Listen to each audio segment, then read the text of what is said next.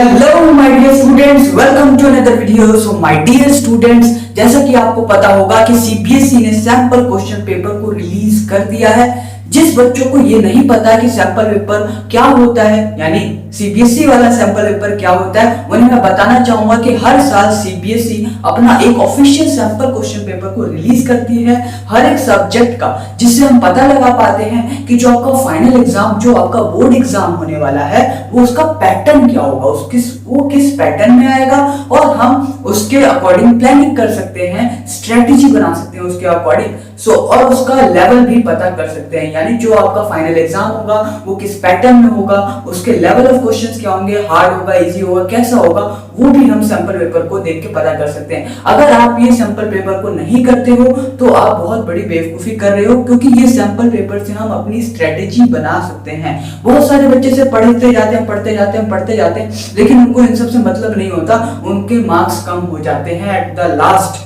Moment. ठीक है, आपको हार्ड वर्क तो करना है, बट इन अ स्मार्ट वे।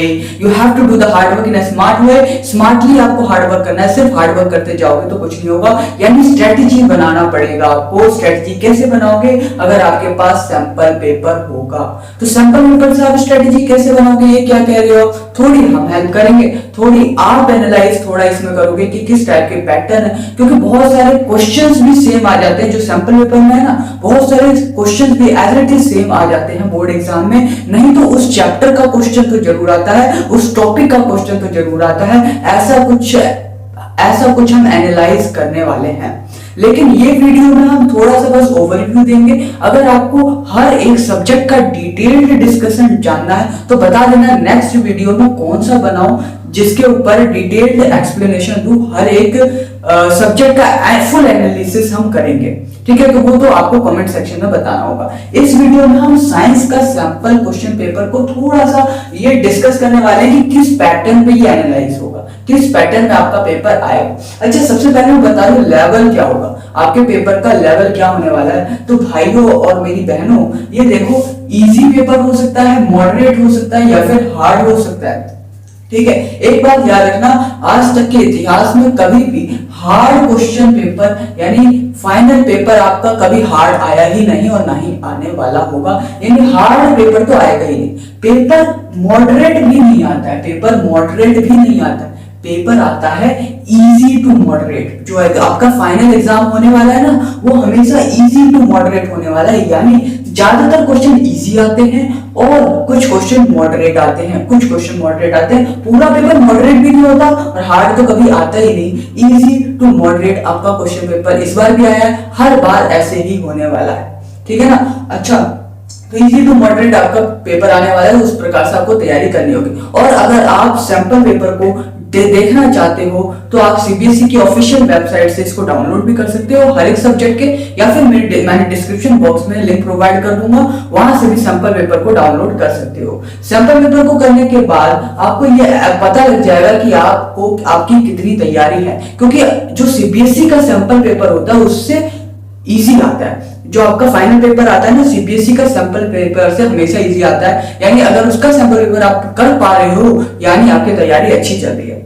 ठीक है? लेकिन अभी आप उस पेपर को करोगे नहीं, क्योंकि आपका सिलेबस पूरा नहीं हुआ होगा, तो उसमें होंगे सारे सब्जेक्ट, सारे चैप्टर्स के क्वेश्चंस। तो आप बस ये देखो कि इस चैप्टर का ये चैप्टर मैंने पढ़ लिया है, उस चैप्टर के क्वेश्चंस क्या आपसे बन रहे हैं या नहीं, ये बस आप आइडिया लगा सकते हो। जैसा कि मैंने एनालाइज किया है पेपर साइंस का, जो भी चैप्टर्स मैंने पढ़ा दिए हैं वो मैंने एनालाइज किया, उससे बाहर कोई भी क्वेश्चन नहीं मिला मुझे।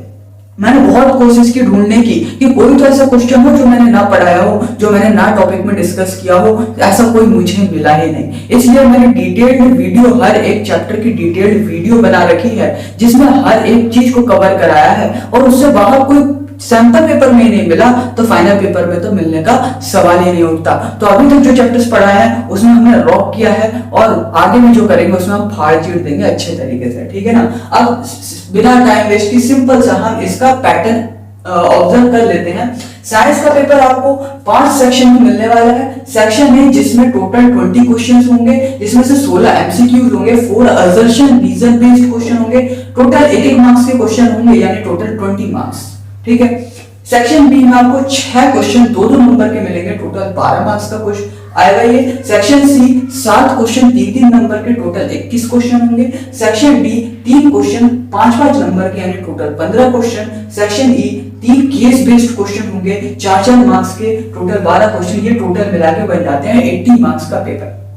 ठीक है, तो आप इस तरीके से हर एक क्वेश्चन पेपर को एनालाइज कर सकते हो। ये हमने सिर्फ ऊपर से एनालाइज किया, अंदर से क्वेश्चन पेपर को जब हम एनालाइज करेंगे तो हर एक सब्जेक्ट पे वीडियो बनाना होगा हमको। मैं बनाऊंगा वीडियो फुल एनालिसिस से। आपको बस ये कमेंट करना है कि नेक्स्ट किस सब्जेक्ट के ऊपर फुल डिटेल डिस्कशन में बताऊं कि किस प्रकार से आप स्ट्रेटेजी बना सकते हो, क्या टॉपिक है जिस पे आपको ज्यादा फोकस करना चाहिए, कौन सा ऐसा टॉपिक है जिसको आप छोड़ भी दोगे तो काम चलेगा।